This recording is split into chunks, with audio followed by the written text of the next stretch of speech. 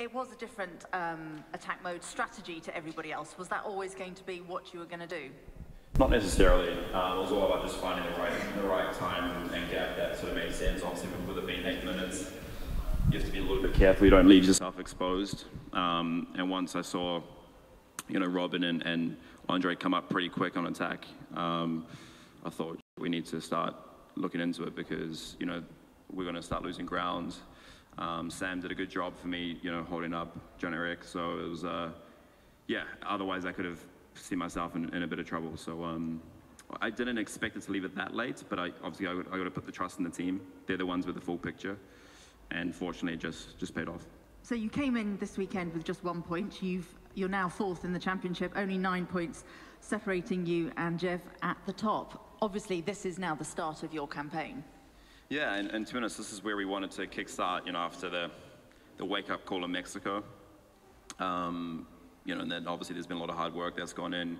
We obviously never expected a double win. I just wanted to get a solid amount of points, get the momentum going again, and get the car in a nice feeling. But this is like that on steroids. So just a huge thanks to the team, and obviously this is a huge booster, a huge confidence booster. But we have to keep, we've got to keep grounded because it's so easy to get carried away and think we're going to destroy everyone every race. It doesn't really work like that.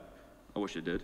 So yeah, we're going to, obviously Monaco coming up, we were strong there last year, but there's no guarantees this year as we've seen in Mexico and other circuits. So, but yeah, definitely just to put a lot of relief into the atmosphere of the team, and that's always, really, really powerful.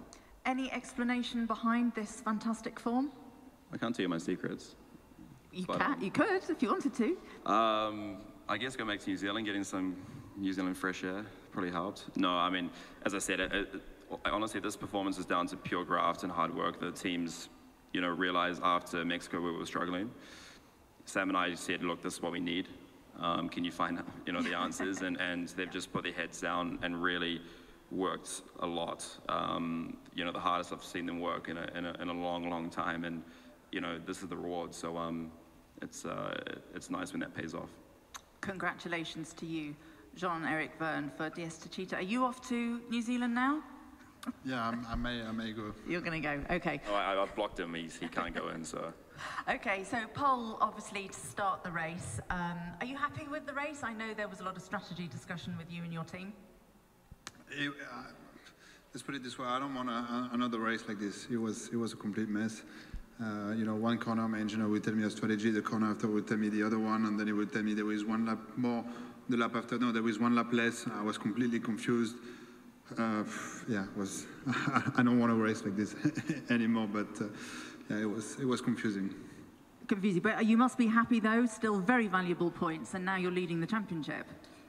Yeah, I mean, those are important points, but when you start on pole, you want to win, obviously, but the Jaguar and Mitch were clearly untouchable this weekend, so a big congratulations to them. It's nice to get a double win, but it shows how strong they were, and beating him today was simply not possible. And I had to fight hard to come back to second and finish there. So yeah, I think we're happy with that, but it's not good enough. We need to find more pace in the car if we want to win races, and we're going to be pushing hard for Monaco to be the fastest guy for once. On the last lap of the race, when the safety car went in, it did look like you had a little look up the inside of Mitch. Did you have any answer to the Jaguar pace, or were you just thinking about points in the championship? No, I was just saying hello to him. That's it. But you just wave. Okay, thanks. Well, I'm sure he would have loved it. I didn't wave back, I'm sorry. Huh? I didn't see you wave, but I didn't wave back, so sorry about that. Fine. Okay, well, it was very nice you did look to be so cordial. Yeah. I was like, oh. Well, congratulations on your second place and leading the championship. Robin, we were talking yesterday. I know you were frustrated with second place and you were hoping to improve today, but it is another podium for you and the team. Are you happy? There was a lot of robust driving out there that you seem to be involved in. Well, not too bad, I would say. Okay, good. No, I found it pretty okay for Formula E standards, to be honest. But but no, I think the race was pretty smooth at the beginning. Obviously, you started P6. I was P6 after turn 7.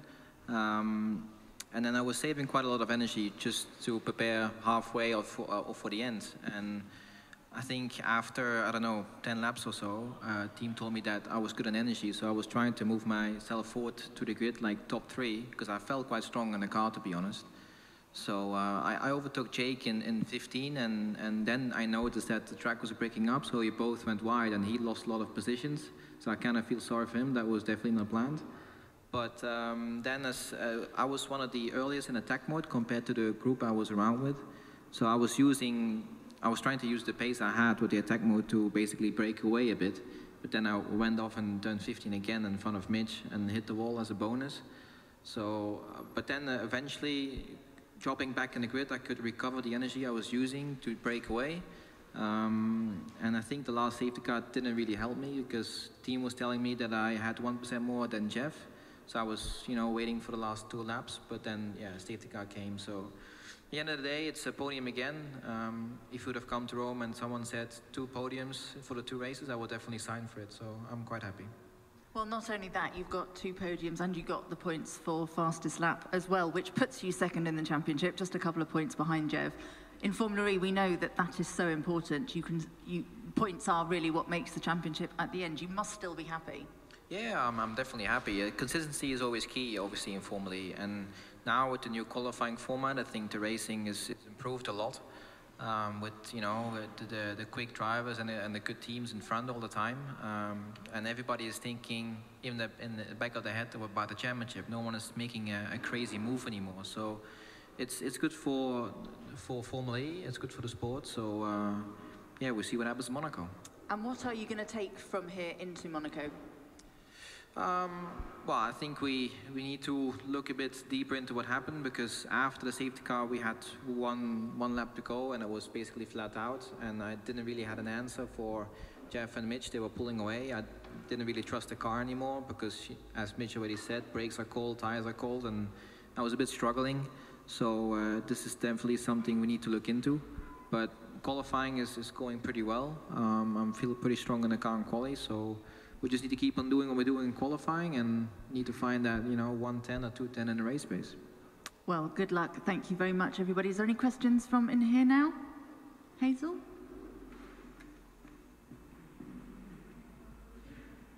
So I've got a question for all 3 drivers. Robin, you just mentioned that the track was breaking up at turn 15. Could you all just sort of describe what that was like, if you experienced it, and why that's tricky and sort of why it happens in Formula E particularly? Well, first of all, it's like you're driving to the gravel, because you hear the sand or whatever it is in the tires and on the car. So, but it feels really terrible. Why that is? I mean, we are driving here quite some laps on it. We have, kind of like different tires, like no slick tires. So, but I don't really know why every time breaks up. I can't answer. I think a lot of it's the new tarmac they put down. That was a new patch. There's another new patch at turn 9, which was breaking up slightly as well. So I think, they just don't leave it long enough to set, and then the car's got a lot of weight, and over time it just starts to break up. But yesterday I didn't really notice it. Today it was like horrendous. So yeah, they just need, I think, just if they're going to do repairs, just do it a lot earlier so it has time to set. No. I mean, yeah, I experienced the same. I lost the car there. And yeah, as Robin said, you can hear the noise. So I don't know what they can do to improve it, but I'm sure that they can have answers. Makes me think of, was it Santiago? Santiago, yeah.